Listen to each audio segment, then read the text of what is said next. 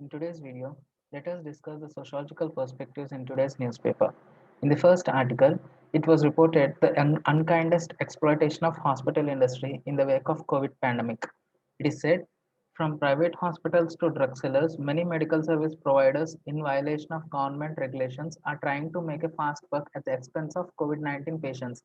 So here in this article, the gist of the article is that it mentions 4 5 instances wherein government hospitals, wherein private hospitals are exploiting COVID patients and looting money disproportionate to the service given to them. Some hospitals, even after knowing that they could not treat the patients, they continue to charge very high from patients, often not giving out their bills, which could be used for reimbursement by the patients. Hence, this article goes on to explain several instances and several at several places and several kinds of exploitation by the hospital industry. Now, if we analyze this situation in sociological perspective, on the Saturday episode, we have analyzed the similar kind of situation in the Talcott Parsons perspective. That is, we discussed about the ambulance operators exploiting COVID patients by charging exorbitantly high prices to take them to the hospitals and henceforth back. That situation we discussed in status and role perspective. We assign some status to the ambulance operators and we defined their role, and we went on to analyze their reasons for their behavior. That is, we analyzed motivational orientation and value orientation, and we went on to define pattern variables according to Talcott Parsons perspective. And we also discussed cybernetic hierarchy of control to restore social change. That is, we discussed about social control. This is a similar kind of situation wherein not ambulance operators but hospital industry as a whole is exploiting public. As this is the same kind of situation, instead of discussing the situation in the same Talcott Parsons perspective, let us discuss in R.K. Merton's perspective of conformity and deviance. R.K. Merton defines deviance from the set goals. He says, in a balanced society, there would be an equal emphasis laid on both cultural goals and institutional means. Here, if we assume that the cultural goals of the hospital industry is to make profits, for instance, and the institutional means would be to charge patients in just a manner, that is, within the limits or within the threshold set by the government regulations. Hence, the cultural goals here is making profits by the hospital industry, and the institutional means is charging reasonable prices from the patients. In a balanced society, Archimedes says there would be an equal emphasis on both cultural goals and institutional means. But in a society where balance tips, there would be mismatch between cultural goals and institutional means. Some depending on the situation, people may choose to deviate from the goals and means. Some may choose to deviate from goals while adhering to means. Some may choose to deviate from means while adhering to goals. Some may choose to deviate from both means and goals. Some may choose to deviate from both means and goals and establish a new social order. Let us see what Merton says in that situation.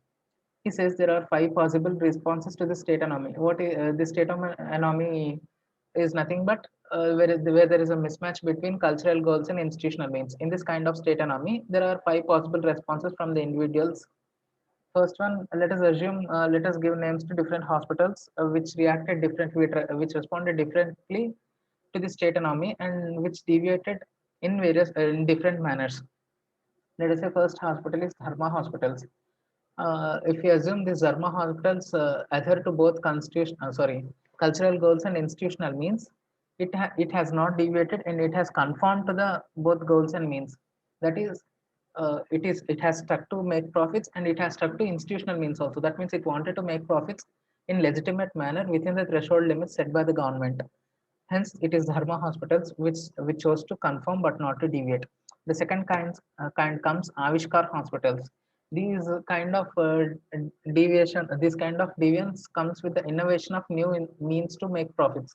That means they stick to their goals, that is to make profits, and they understand that the institutional means does not bring much profits to them. Hence, they choose to deviate from the institutional means. That is, they innovate new means and make profits. These new means are often violative of societal norms and values. Let us say, for example, in the article, it was discussed that there were some petty organizers in Maharashtra who were trying to cheat people by pouring saline water and sugar water in remdesivir vials and labeling them as legitimate remdesivir products and selling them to patients. This is nothing but innovation. They have innovated new means of earning profits. This comes under that example comes under the Avishkar hospitals, that is innovative kind of deviance as propounded by R.K. Martin. They have the goals in they are in conformity with the goals, but with institutional means they are deviated. The third one comes Samskar hospitals. They are ritualistic. Ritualistic kind of deviance is nothing but they have goals and they have also institutional means, but they understood that by going through institutional means they have lesser chance of reaching their goals. Hence they abandon goals, but they stick to their means.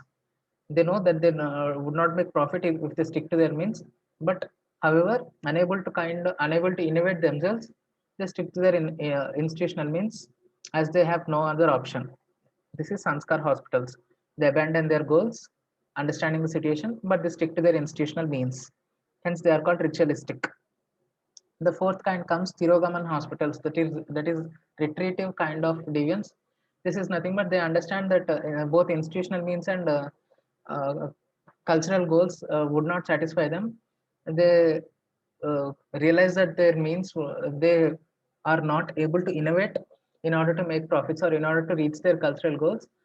Hence, they retreat from the society. They abandon both their goals and both their goals and means, and they retreat from the societal set goals and means. Hence, they are called retreat kind of deviance, retreatism kind of deviance. These people deviate from the society in both the ways, that is deviated from cultural goals and deviated from institutional means. These people as in they are not much threat to society, just they are not identified in the social system as per R.K. Merton. The fifth kind comes Tirugubatu hospitals. uh, this is rebellion kind of deviance. This is nothing but they don't agree with the societal set constitution cultural goals and institutional means. They have new idea in their mind about society. They want to abandon both the goals and means and they establish a new social order. That means they do not want to make profits. They think in their ideology the purpose of hospital industry is not to make profits. Hence they abandon cultural goals. And in their ideology, the means to achieve their as goal itself has shifted the goalpost. Hence the means would also change. Hence they also abandon the institutional means. That is, the institutional means is to not to make profits, not to provide or not to treat patients to make profits. Hence, they might have shifted their means to some other thing. That is, service might be their means, or doing NGO activities or giving out their medical knowledge in free. Some other kinds, various kinds may be their means to reach their restructured goals. Hence, rebellion kind of deviants both abandon both institutional means and cultural goals, but they have some new social order in their mind. Whereas retreative kind of deviants also abandon both social, cultural goals and institutional means, but they don't have any new social order in their mind. They just retreat from society. These are five kinds of possible responses discussed by R.K. Martin in the state anomy. Uh, but R.K. Martin fails only why only some kind of hospitals provide such responses and not everyone. Here only as we have seen, only Avishkar hospitals try to innovate. Only Tirogaman hospitals try to retreat. Only Tirugubatu hospitals try to rebel, but not Dharma hospitals, not Sanskar hospitals. R.K. Martin propounds, uh, uh, assumes this five kind of possible responses, but he fails to answer why only those hospitals respond in such a manner. Hence, here comes the other sociologists who try to explain them, who try to explain these possible responses. These are not necessarily criticisms to R.K. Martin, but they are extensions to R.K. Martin's theory of conformity and deviance. We have Cloward and Olin, who says criminal subcultures theory. He says why only these hospitals try to innovate, why only these hospitals try to retreat, why only these hospitals try to rebel is in their culture, in their subculture, there is a system, there is a tradition of deviance from the society. That means they have already grown in a society wherein deviance is a norm there. He says, he opines that Cloyd and Darwin. Next comes David Mazza, who says mode fatalism. That means these particular hospitals do not actually want to deviate from the institutional means and deviate from their goals. They adhere to institutional means. They have they have justice to the society in their mind, but they think as everyone else is deviating, why only me who has to conform to the institutional means and get back to the pedestal or get behind the social movement. Hence, this kind of situation is substantiated by David Mazza, and this is called mood fatalism. They think everyone else is deviating. Why should I be back? Why should I retreat? Hence, they also take advantage of the situation and they also join the bandwagon. They, as such, they don't have any deviance in mind. They adhere to institutional goals, institutional means. If everyone else is adhering to institutional means, they also would have adhered. Next comes Howard Becker. Who says labeling theory is reason to deviance. See, if we come across a child, or if we come across any society, if we label them that they are culprits, upon constant labeling and regular pondering upon them, they try to deviate uh, as we label them. If we label a child as a thief, upon continuous labeling, he in turn eventually would become a thief one day. In the same way, if we try to label certain hospital as deviating from the institutional means, they would ultimately deviate from institutional means, if not today, tomorrow. Or if today they are retreating, tomorrow they would be, today they are deviating, tomorrow they would deviate more, uh, as such kind of behavior is already labeled by the society to that hospital. This is explained by Howard Becker. Edwin and Lemart explains or further expands this labeling theory to primary deviance and secondary deviance. He says primary deviance is before the labeling has happened, and secondary deviance is after the labeling has happened. Suppose if before the labeling, if deviance is only 10%, if we assume in empirical terms, after the labeling, and this is called primary deviance. After the labeling, if the deviance might be more than 10%, that is 30% or 40%, or it might be less than 10% also. Some may think that they are being labeled falsely for very some kind of deviance they are making, and hence they try to restrict their deviance and try to adhere to the institutional means. It may be more than initial deviance or less than initial deviance, but after the labeling, whatever deviance has happened, he says it is secondary deviance. Next comes Bernard Lander. He says social disorganization is the reason for deviance. We shall discuss this Bernard Lander's social disorganization further. He says there is a disorganization in society, and due to that disorganization, that deviance happens. That means he does not sees the reason in individual terms. He says macro reasons, and he says society is responsible for the deviance. Finally comes Walter Miller. He says there is no particular reason for them to deviate, but just out of thrill, they deviate from the institutional means. We come across such kind of people in our day-to-day lives also.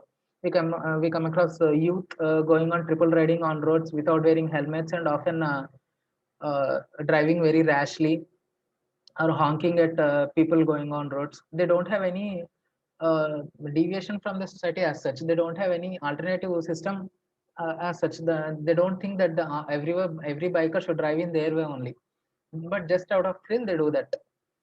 This is explained by Walter Miller. Here, he says some hospitals may respond in such a manner just out of thrill to caution the situation.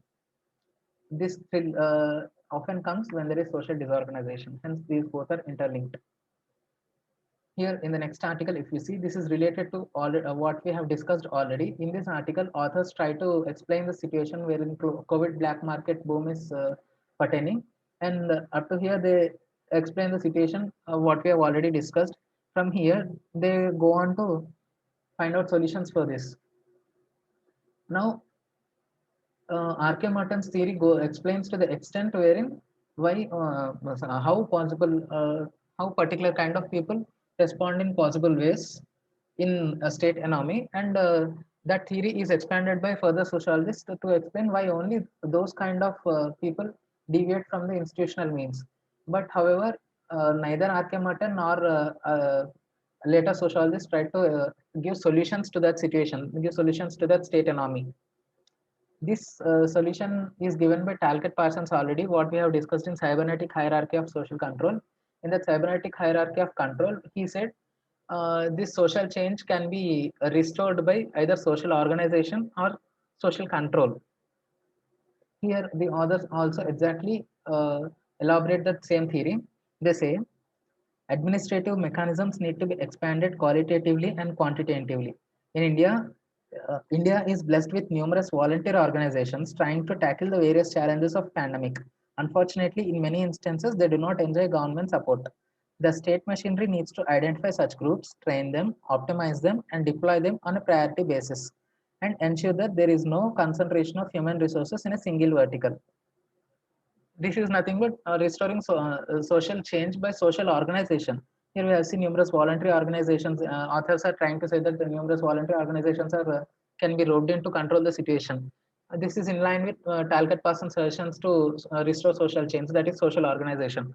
Authors further say we need to operationalize technological knowledge in order to ease the communication process, which could reduce the burden on data entry operators and the management information. This has nothing to do with some very less to do with sociological perspective.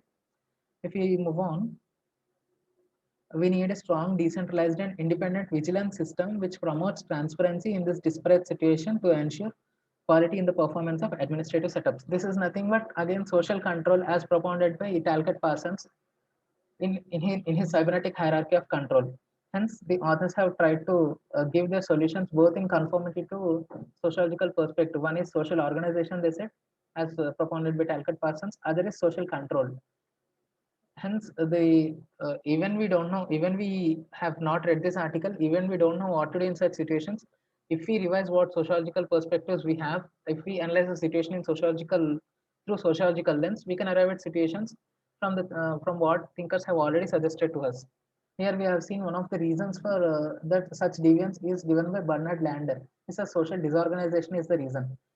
The solution of social organization given by Talcott Parson depends based on this theory. That is, the reason for deviance is social disorganization. Hence, social organization must be there to restore the social change. Again, this thrill is due to lack of social control. Hence, the social control must be enforced to restore social change. Hence, this is what we have for today in sociological perspective. We have analyzed the current situation of exploitation in R.K. Merton's view of conformity and deviance. We have extended his theory through various sociological thinkers, trying to explain why only some kind of hospitals are deviating from the institutional means, and we have also proposed some solutions, which are already given by some others. Hence, that's all for today. Thank you and have a nice day.